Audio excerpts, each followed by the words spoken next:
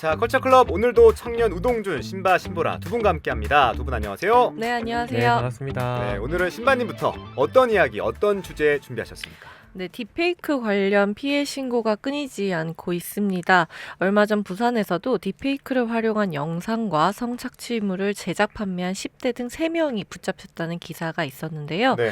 그래서 오늘 영화는 딥페이크 관련한 영화 테이크오버 준비했습니다. 딥페이크를 활용한 성범죄에 대한 기사가 끊이질 않고 있죠. 피해자도 계속 늘어가고 있고 대응은 좀 속수무책인데 현재 어떤지 간략하게 설명 좀 해주시죠. 네, 인공지능, 즉 AI를 활용해서 나날이 기술이 발전하는 가운데 딥페이크에 관한 관심도는 물론이고 그 범죄도 함께 늘어가고 있습니다. AI 심층학습을 활용한 딥러닝과 페이크를 합한 단어인 딥페이크는 AI가 만든 진짜 같은 가짜 콘텐츠를 이야기하는데요. 그렇죠. 유튜브 등에서 아마 유명 인사의 얼굴을 합성해서 여러 밈들이 생산되고 이것이 모두에게 전파된 영상을 아마 한두 번쯤은 보셨지 않았나 생각이 드는데 신기함과 재미로 즐기긴 했지만 이에 대한 우려도 계속 있었습니다. 네. 그리고 결국 이것이 현실이 되고 말았는데요. 이 기술을 활용해서 성범죄 피해가 전국의 대학생들을 물론이고 교사, 여군, 미성년자들에게까지 좀 번지면서 좀 누구나 피해자가 될 수 있다라는 공포가 커지고 있습니다. 특히 지난 N번방처럼 자신의 학교 친구나 동창 등 가까운 관계에 있는 사진을 딥페이크를 활용해서 성범죄에 활용하고 있는 텔레그램 대화방이 무수히 현재 발견되고 있는데 네. 이러한 방에서는 사진을 보내면 몇 초 내로 합성물이 만들어지고요. 그 다음에 이를 저장하기 위해서는 구매를 해야 하는 방식으로 수익 구조화가 되어 있다고 합니다.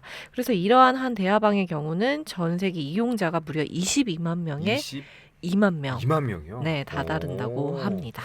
자, 무차별적인 피해가 예상되는데 이러한 딥페이크 기술에 대한 영화가 나오긴 했지만 주로 악을 물리칠 때 쓰이는 등 범죄를 막기 위한 방식으로 쓰였잖아요. 맞습니다. 영화에서는 주로 이제 악당의 얼굴을 이제 딥페이크를 이용한 기술을 활용해서 가짜로 만들어서 조직원들을 뭐 속이거나 혹은 생체를 조작하여 조직에 몰래 들어가서 뭔가 어떤 것을 빼내오기 위한 그런 경우로 쓰이는 경우가 많았는데 또 이런 영화가 대다수이다 보니까 사람들은 주로 이것이 좀 좋은 일에만 쓰이거나 혹은 어떤 밈 같은 것에서만 쓸 거라 생각을 하고 좀 이것이 범죄가 될 수도 있다라는 사실은 좀 가볍게 넘기지 않았나라는 생각이 듭니다. 네. 그래서 오늘 소개할 영화 테이크오버는요. 이러한 기술이 실생활에서 어떻게 범죄로 악용되는지에 대해서 그린 영화인데 그래서인지 좀 보면서 약간 섬찟한 느낌이 들기도 하고요. 또 조금 더 기술이 발달되면 네. 좀 뭔가 이런 식으로 사람들에게 효율적인 모습이 어쩌면 다른 방식으로 악용되면 이런 피해를 줄 수 있겠구나라는 좀 생각이 들기도 한 영화였습니다. 네. 자, 그러면 영화 테이크 오버 속으로 좀 더 들어가 볼까요? 네, 영화 테이크오버는요. 한 해커의 이야기를 다루고 있는데 네. 이 해커는 자신의 해킹 실력을 활용하여 좋은 듯 나쁜 듯한 일을 하고 있는 화이트 해커 멜의 이야기를 다루고 있습니다. 이를테면 그녀는 이제 바다에 나쁜 짓을 하는 기업이나 단체의 서버를 해킹해서 데이터를 날려버리고 또 그곳에 있던 어떤 사업비나 기금을 빼앗아서 이제 암호화폐로 비영리 단체에 기부하는 그런 해킹 활동을 하고 있었는데요. 네. 어느 날 이제 한 회사의 자율주행 버스 시스템이 유럽 인증을 받는 것에 대해서 문제가 없는지 좀 확인하기 위해서 한 버스 운송 회사에 방문하게 됩니다. 그래서 멜은 버스도 타보고 현장에 방문하고 또 시스템도 접속하면서 확인하게 되는데 여기서 이제 점검을 하던 중 이 시스템상에서 보안에 구멍이 있다는 사실을 어허. 발견하게 됩니다. 네. 누군가가 이곳에 접속해서 파이프라인을 만들고 이 안에 있는 데이터를 몰래 빼앗아가고 있던 모습을 발견하게 되는데요. 네. 이제 이게 당장 몇 시간 만에 해결할 수 있는 문제가 아니기 때문에 좀 멜은 그 시스템을 다시 해킹을 해서 사용할 수 없게 트로이 목마를 그 안에 설치를 하고 그리고 그 시스템을 다운시켜 버리는데 여기서부터 문제가 생깁니다. 시스템이 잠겼기 때문에 그 데이터를 활용하고 있던 범죄 조직이 아무것도 할 수가 없게 되었는데 네. 그렇다 보니까 멜은 이제 이런 상황도 모르고 집에 와서 휴식을 취하려던 중에 집에 침입자가 들어오게 된 것을 알게 되고 신변의 위협을 느껴 노트북만 챙겨서 얼른 도망가게 되는 장면이 나옵니다. 경찰로 당장 뛰어가서 신고를 해야 될 텐데 물론 영화니까 네. 경찰도 그들의 편이 아니겠죠? 네, 멜이 경찰로 당장 달려가서 신고를 하였으나 네. 경찰서 내에서도 자신을 쫓아오던 사람들이 더 버젓이 다니고 있다는 걸 목격하게 되고요. 그리고 경찰도 멜의 이야기를 믿지 않는 모습을 보여줍니다. 그래서 이를 알고 경찰도 도저히 믿을 수 없다라고 느끼고 있던 중에 더 큰 위협이 멜에게 닥쳐오는데요. 바로 자신이 하지 않은 어떤 행인을 죽인 영상이 버젓이 뉴스에 나오게 된 것입니다. 네, 그래서 이거는 그녀를 좀 함정에 빠뜨리기 위해서 범죄 네. 조직이 만든 딥페이크 영상이었는데요. 아이고.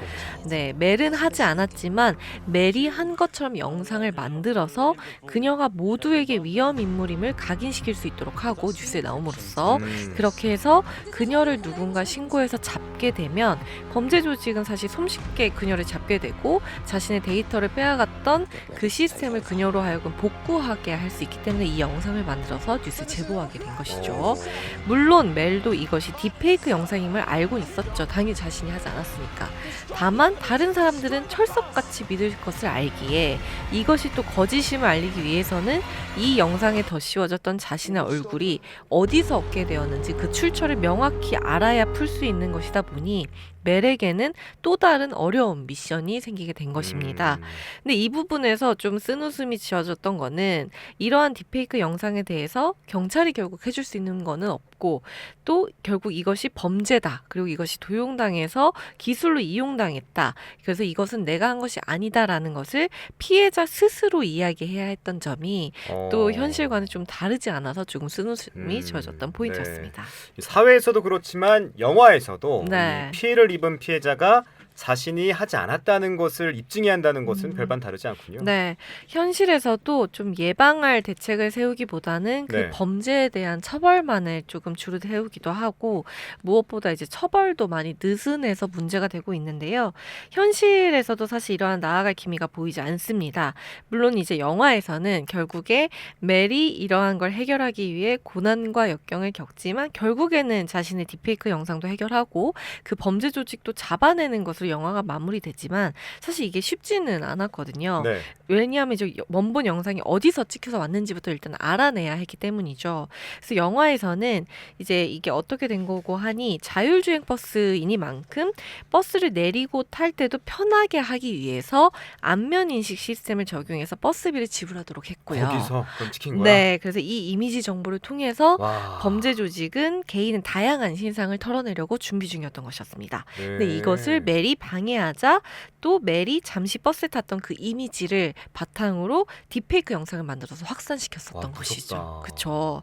그래서 이처럼 자신이 좀 원치 않게 찍힌 여러 사진들 그리고 네. 친구들과 공유한 사진에서 이러한 디지털 범죄가 점차 증가하는 가운데 피해자들도 점차 많아지고 있는데요. 이에 대해서 조금 더 수사에 힘을 더해주고 가해자에 대한 처벌을 강화하는 것뿐만 아니라 그리고 피해자들이 더 이상의 피해를 입지 않도록 삭제 등의 도움을 주는 법안도 마련되어야 된다고 생각합니다. 네. 또한 이제 이것이 정말 범죄라는 것 그리고 디지털 윤리에 대한 교육도 필요하고요. 그리고 사회적 인식의 변화 촉구 이를테면은 뭐 이런 범죄가 드러나는 기사를 보면 대부분의 댓글들이 피해자에게 전혀 우호적이지 않은 방향으로 댓글이 달리고 있는데요. 네. 이런 것들이 조금 가볍게 볼 문제가 아니라는 것에 대해서 물론 여러 방면에서 사회 전반에서 고민이 좀 필요하지 않을까 싶습니다. 또한 이제 딥페이크 관련 이슈들이 좀 성인뿐만 아니라 중고등학교에서도 계속 발생하고 맞아요. 있는데 그냥 넘어갈 문제가 절대 아닙니다. 그렇다 보니까 주말 동안 이 영화 테이크오버 보시면서 지금 사회 문제로도 좀 생각해 보시면 어떨까 싶습니다. 네, 좋습니다. 영화 테이크오버 이번 주말에 보시면서 작금의 사회 문제와도 좀 연상시키면서 생각해 보면 좋겠습니다.